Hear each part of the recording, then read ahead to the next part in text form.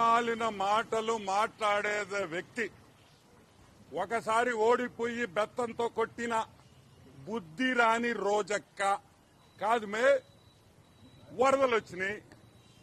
లోకేష్ హైదరాబాద్ లో ఉన్నాడా? నువ్వు ఆడున్నా వాళ్ళ ఇంట్లో నువ్వు చూసా?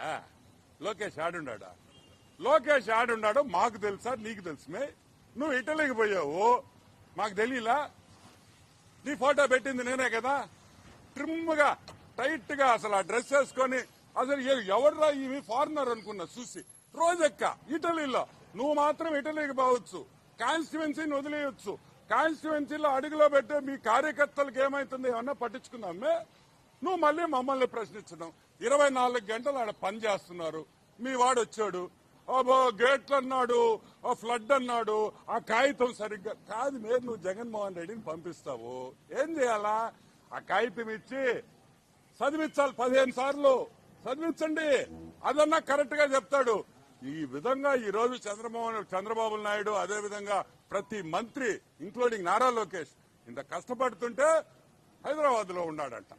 హైదరాబాద్ లో నేను అడుగుతాను, అసలు బుద్ధిని మాట్లాడుతున్నావా? బుద్ధి లేకుండా మాట్లాడతావా? సైజు పెరగడం కాదు, బుద్ధి కూడా పెంచుకో. నువ్వు మర్యాదగా మాట్లాడితే మేము మర్యాదగా మాట్లాడతాం. మొన్న చెప్పా నేను, తిరుమలలో వద్దు అన్నా, చెప్పానా లేదా? మళ్ళీ తిరుమల దగ్గరికి వచ్చి ఆమెకి మళ్ళీ సరే నీకు దర్శనం ఇచ్చారు, ఇక్కడ మా వాళ్ళని కూడా నేను విమర్శించాలి కదా. ఆమెకేందా ప్రోటోకాల్ దర్శనం ఇచ్చేదా? ఆమెకు మళ్ళీ ఒక షాల్వా, పెద్ద షాల్వా, డబుల్ షాల్వా కావాలి. ఆమెకి సింగిల్ షాల్వా జరగదు, డబుల్ షాల్వా కప్పి పంపిస్తారు. ఏంది ఇది? కరెక్ట్ కాదని కూడా నేను మనవి చేస్తున్నా. అసలు తిరుమల నువ్వు దర్శనం తీసుకున్నావు, నువ్వు ఒక ఎక్స్ మినిస్ట్రీ, వాళ్ళు ఏదో నీకు దర్శనం ఇచ్చావు, నువ్వు బయటకు వచ్చి నువ్వేం మాట్లాడతావు? అసలు దేవుడు అంటే నీకు భక్తి ఉందా? నువ్వు అమ్ముకున్న టికెట్లు, నువ్వు సంపాదించుకున్న డబ్బు ఇంకా మా వాళ్ళు తీలేకున్నారు. తొందరలో అన్ని తీస్తాం. నువ్వు ఎంతెంత సంపాదించావు తిరుమలలో, నువ్వు ఎన్నెన్ని లెటర్లు ఇచ్చావు అన్ని తీస్తాం.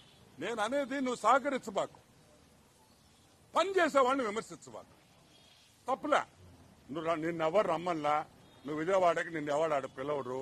నువ్వు ఆ మునిగా అట్లీస్ట్ నువ్వన్నా ఉంటే ఆ నీళ్లు మళ్ళీ పైకి వెళ్ళిపోతాయి, 2వ ఫ్లోర్ కూడా మునిగిపోద్ది. సో వద్దు. నేను చెప్పేది ఏంటంటే నువ్వు విమర్శించు, తప్పు చేస్తే విమర్శించు, ఆ విమర్శను స్వీకరిస్తాం. మేము మాలో పొరపాటు ఉంటే మార్చుకుంటాం, మేము తప్పు చేస్తే సరిదిద్దుకుంటాం. ఏదో విమర్శించాలి, ఏదో కెమెరాల్లో పడాలి అనేది కరెక్ట్ కాదు. నారా లోకేష్ ఎక్కడున్నాడో నువ్వు కావాలంటే పోయి మంగళగిరి కాన్స్టిట్యున్సీలో అడుగు, విజయవాడలో అడుగు. పొగులు రాత్రులు పనిచేస్తా ఉంటే కనిపించడం లేదని నువ్వు అంటావు.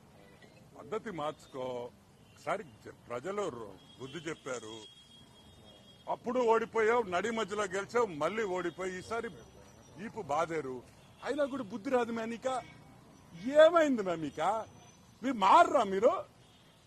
మీ మంత్రులు ఏమయ్యారే? మాజీ మంత్రులు ఏం విజయవాడలో వచ్చి తిరగొచ్చుగా? మీ రజనీ ఏమైంది? పెద్ద మాటలు మాట్లాడే మీ మంత్రులు కదా. మీ బొత్స బాబాయ్ ఏమయ్యాడు? ఆడి స్కామే ఇప్పుడు మాట్లాడింది, బొత్స బాబాయ్ గడి స్కాము. ఆయనే మంత్రి.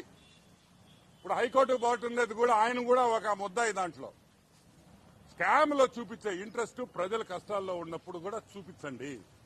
రండి, మీరు అపోజిషన్ లో ఉంటే దూరంగా ఉండకూడదు. కష్టపడండి, చేతులు కలిపి ప్రజలకు సాయం చేస్తాం.